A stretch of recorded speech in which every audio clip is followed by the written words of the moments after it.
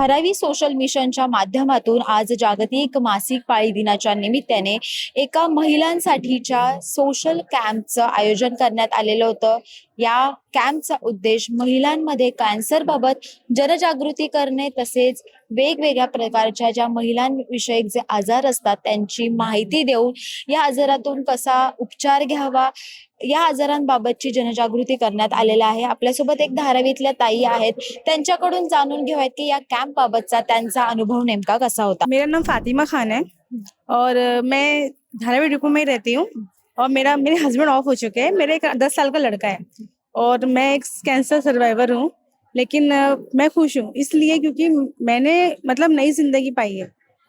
मतलब मुझे अचानक सडनली मतलब मुझे यकीन नहीं हो रहा कि मैं कैंसर पेशेंट हूँ, मैं कैसे कैंसर मुझे हो गया, लेकिन मुझे टाटा हॉस्पिटल से पूरा मतलब सपोर्ट मिला। मेरा इलाज वहाँ पे चालू है, अभी मेरा फॉलोअप चल रहा है और फिलहाल मैं अभी ठीक हूँ। लोगों को ना जागरूकता हो रही है, इससे लोगों को मालूम पड़ेगा कि मुझे क्या सिम्टम्स हो रहे हैं। उसके जरिए वो पहले से ही बीमारी होने से पहले से ना वो अपने आप को मतलब वो चेक कर सकते हैं, हॉस्पिटल में जाके वो अपने आप को मतलब दिखा सकते हैं कि मुझे, और जो बीमारी होने वाली है पहले से वो उसको इलाज वगैरह चालू कर सकते हैं ताकि बीमारी ना हो। और फिर इस तरीके से अपने परिवार को, जब वो बीमार होंगे तो अपने परिवार को देखेंगे कैसे, जैसे आज मैं परेशान हूँ।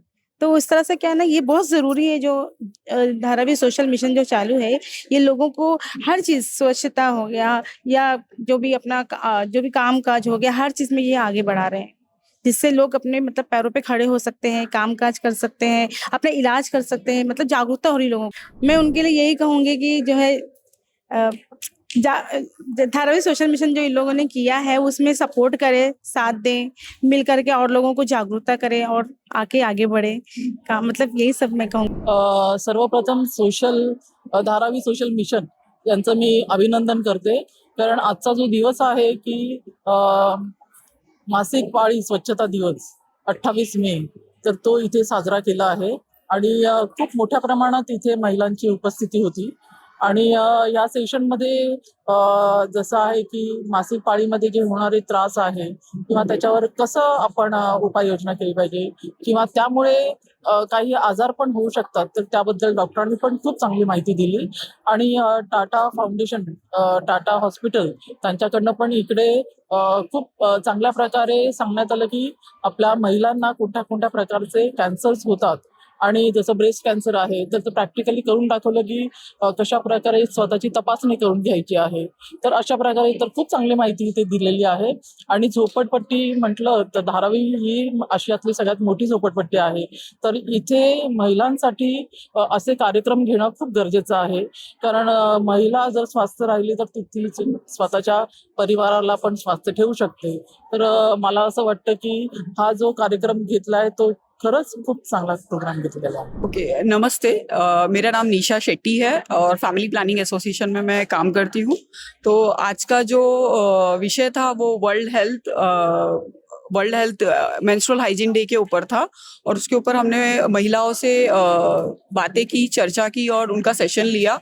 तो मुख्य रूप से हमने उनके मेंस्ट्रुअल साइकिल क्यों आते हैं, क्या होता है, बायोलॉजिकल प्रोसेस क्या है उसका, हमको अपना ख्याल कैसे रखना है, उस दौरान आने वाली तकलीफों के बारे में, उसको कैसे मैनेज करना है, अपने माहवारी के समय में जो प्रॉब्लम्स आती है उसको कैसे फाइंडिंग करना है और किस पल जाके डॉक्टर की सहायता लेनी है, इन सब चीज़ों के बारे में हमने बात किया है।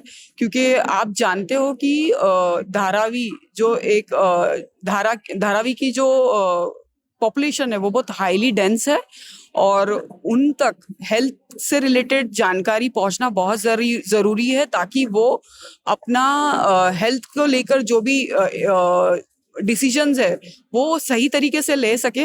जब जानकारी उनको सही जगह पे दी जाएगी, स्पेस, जैसे स्पेस एनवायरनमेंट जो है उसको सेफ स्पेस हम देंगे, तब जाके वो महिलाएं बातें करती है। और बहुत सारी गलतफहमियां होती है कि पीरियड्स की वजह से ये हो रहा है, पीरियड्स की वजह से वो हो रहा है, तो वो सारे मिथ्स भी हमने आज यहाँ पे क्लियर किए हैं महिलाओं के साथ में। सगळ्यात पहिले मी मॅम ज्यांनी आम्हाला इकडे इन्व्हाइट केलं त्यांचे आभार मानते की त्यांनी आम्हाला ही ऑपॉर्च्युनिटी दिली आणि आम्हाला ओरल ड्रेस अँड सर्वायकल विषयी महिलांना जागृत करता म्हणजे भेटलं. तर ब्रेस्ट कॅन्सरचं तसं तुम्हाला माहीत आहे की खूप रेट्स वाढत आहे. तर त्याच्यामुळे प्रत्येक स्त्रीने ब्रेस्ट सेल्फ एक्झामिनेशन कसं करावं त्याच्याबद्दल आम्ही त्यांना माहिती दिली आहे आणि ते किती इम्पॉर्टंट आहे त्याच्याबद्दल आम्ही त्यांना सांगितलं आहे. आता जसं की कॉमन वॉशरूम यूज केलं जात आहे. धारावी हा स्लम एरिया असल्यामुळे तिथे कॉमन वॉशरूमचे जास्त चान्सेस असतात.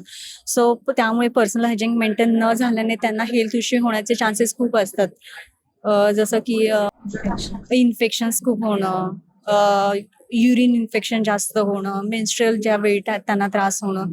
सो ह्या गोष्टी त्यांना खूप जास्त होण्याचे चान्सेस असतात. मला तरी असं वाटतं की अशा ठिकाणी होणं हे खूप गरजेचं आहे, कारण आत्ताची पिढी ही तेवढ्या गरजेची आहे की त्या पिढीला ह्या सगळ्या गोष्टी कळणं गरजेचं आहे. कारण त्या लोकांना जोपर्यंत आपण कोणत्या गोष्टी अवेअर करत नाही तोपर्यंत त्यांच्यापर्यंत माहिती त्या गोष्टी जात नाहीये.